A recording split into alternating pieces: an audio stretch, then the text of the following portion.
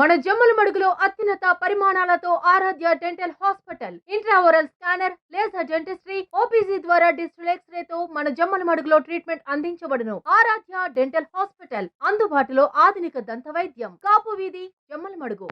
అసలు డిఎస్సి గురించి మాట్లాడే అర్హత ఈ మావిగన్ పార్టీకి ఉందా అని నేను ప్రశ్నిస్తా ఉండా. రాష్ట్రంలో ఉన్న టీచర్లకు అందరికీ తెలుసు, ఈ రాష్ట్రంలో 70% మంది ఉపాధ్యాయులు తెలుగుదేశం పార్టీ అధికారంలో ఉండంగా జరిగిన డిఎస్సిలో సెలెక్ట్ అయిపోయి ఈరోజు ఉద్యోగం చేస్తూ ఉన్నారు.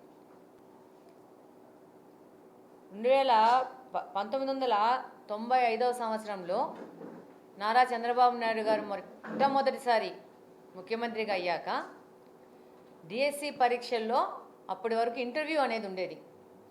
95 సంవత్సరంలో ఈ డిఎస్సి పరీక్షలను ట్రాన్స్పరెంట్గా చేయాలనే ముఖ్య ఉద్దేశంతో దీనిలోని అనేక కీలకమైన మార్పులు చేస్తూ ఒక పటిష్టమైన వ్యవస్థను తీసుకొచ్చిన వాళ్ళు ఎవరంటే మా నాయకుడు శ్రీ నారా చంద్రబాబు నాయుడు గారు.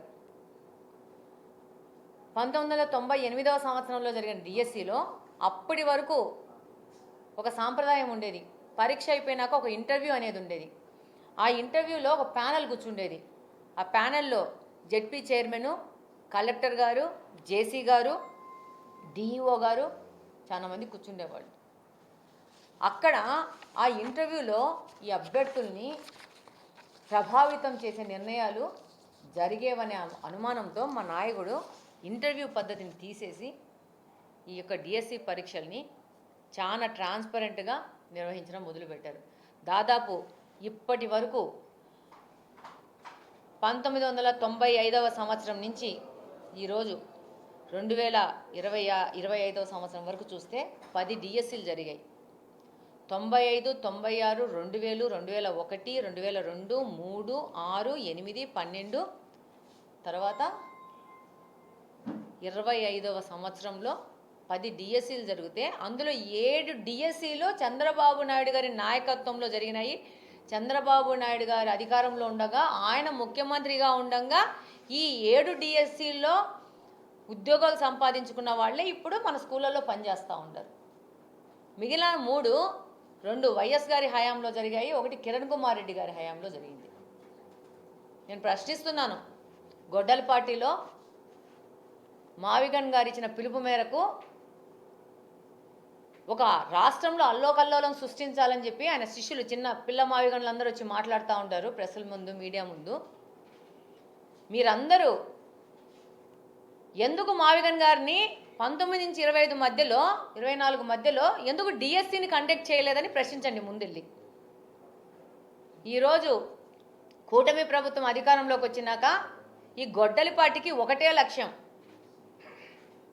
ఒక అస్థిరతను ఆంధ్రప్రదేశ్లో క్రియేట్ చేయాలా, సో ప్రజల మధ్యన ఒక కన్ఫ్యూజన్ క్రియేట్ చేయాలా, ఏదో జరిగిపోతుంది ఆంధ్రప్రదేశ్లో, అన్నిట్లో ఏదో అవకతవకలు జరిగిపోతున్నాయని చెప్పేసి వాగి పెడితే ప్రజల్లో, అమాయకమైన ప్రజలు ఒక కన్ఫ్యూజన్ తీసుకొని వచ్చి పెడితే అది నిజమైపోతుంది అనుకుంటా ఉంటారు. కానీ వాళ్ళ ప్రజలకు అందరికీ తెలుసు, 19 నుంచి 24 మధ్యలో మీ బాస్ మావిగన్ గారు ఒక డిఎస్సిని కూడా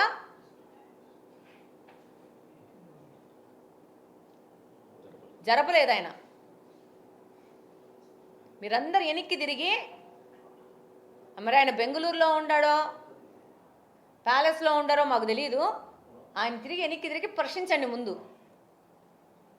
ఇలాంటి చెత్త మాటలు మాట్లాడి రాష్ట్రంలో చెత్త కన్ఫ్యూజన్ క్రియేట్ చేసే ముందు మీరు ఒకసారి ప్రశ్నించేసి క్లారిఫికేషన్ తీసుకొని డిఎస్సి గురించి మాట్లాడండి. అసలు మీకు కానీ మీ నాయకుడికి కానీ డిఎస్సి గురించి మీ గొడ్డల పార్టీ మొత్తానికి ఒక్కరికి కూడా అర్హత లేదని చెప్తున్నా ఈసారి.